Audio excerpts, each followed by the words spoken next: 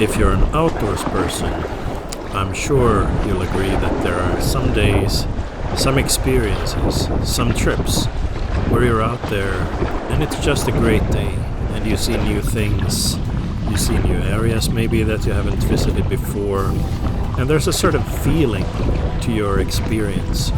In this case, a sea kayaking trip or a kayaking trip on seawater, where simply it's just great to be out there. And maybe you're seeing this kind of, or having this kind of experience for the first time, or one of your first times.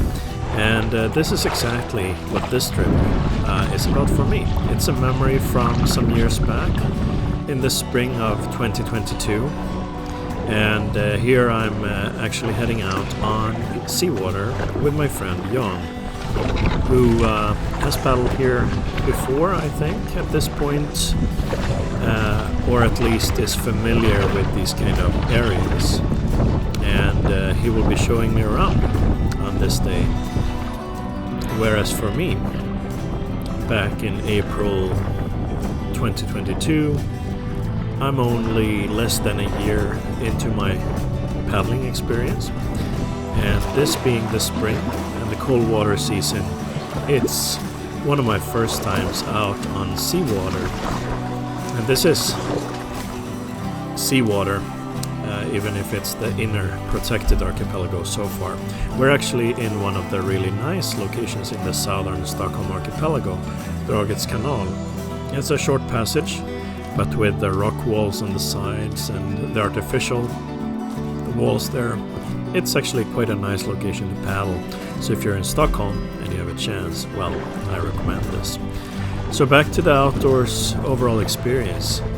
Yeah, I mean, for me, I had paddled a lot at this point, but I hadn't been so much out in the archipelago. So actually being shown around, this was a really nice experience. And here we're still in the inner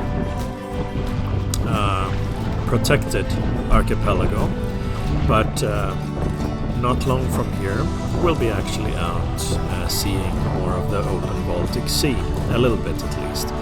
So what I enjoy about the Stockholm archipelago, and do let me know in the comments about the areas where you paddle, if you recognize something like this, or if this kind of nature is a bit exotic to you.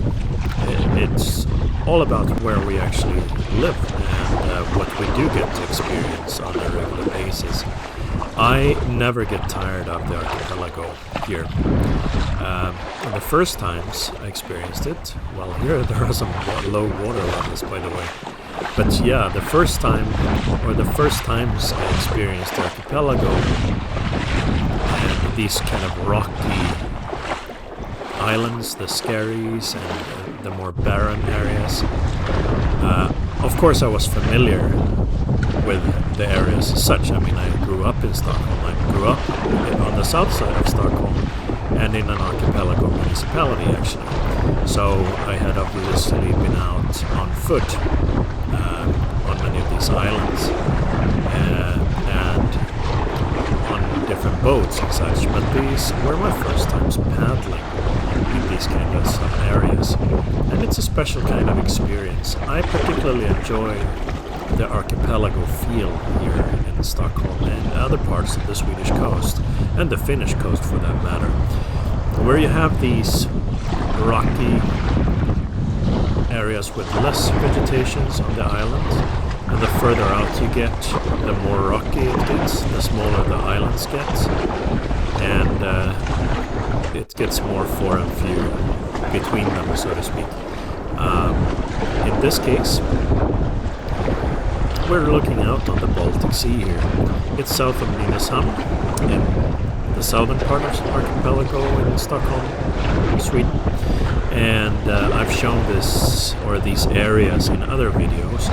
It's actually a great area in general to be paddling. You can see a lot here. On this day, it was a bit windy, as you can see. And myself being in my very stable, quite capable inflatable kayak here, I don't know why I didn't have the spray skirt with me or on me on this day. I mean, this was early on, but still. It's a windy day, but nothing that's difficult to handle in our kayaks. In the kayak that I was in, it's actually made for expedition kayaking, and it can handle some sea kayaking. Obviously, you should have a spray skirt on. And we are in dry suits because the water is still dangerously cold, even if the air might have been reasonably okay temperature-wise here. But the sea water doesn't get warmed up for some months still. If you were to fall into the water in these temperatures, the cold water shock could actually be lethal. What happens in cold water, if you unexpectedly end up in cold water, you could have an automatic cold water reflex, meaning that you have some involuntary inhalation of water.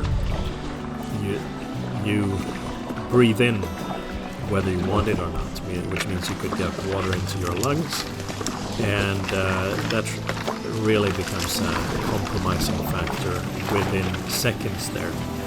If you are not wearing a PFD, which is a really bad thing in this situation, you want to have the flotation help, so your PFD is critical. But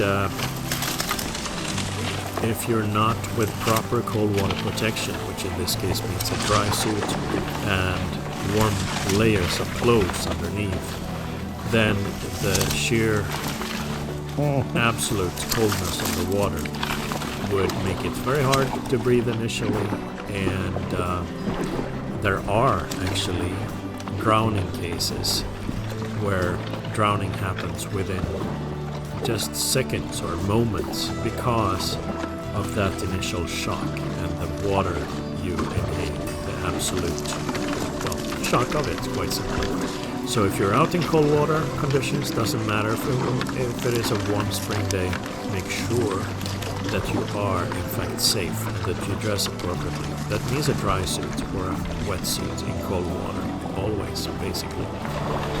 Even if the air is really, really warm. So, yeah, well, that's something good to know, because many people think about hypothermia and how you get colder after a while, and that might take many minutes, depending on how cold the water is.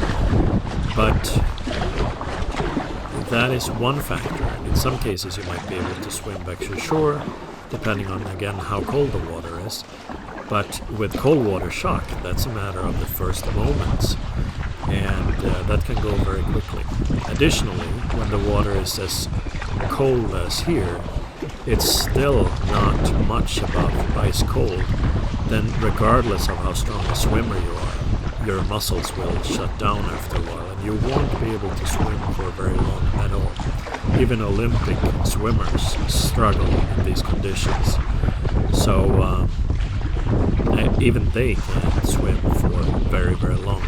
So don't count on, well, I'll be able to get to shore, I'm paddling close to shore, I don't need the safety gear. Of course you do. You absolutely need the safety gear in cold water conditions. But anyway, this was a fantastic trip. Ja, det här blev en riktigt bra tur. As I'm saying får man here, erkänna. To my friend, and I'm grateful for being shown around there.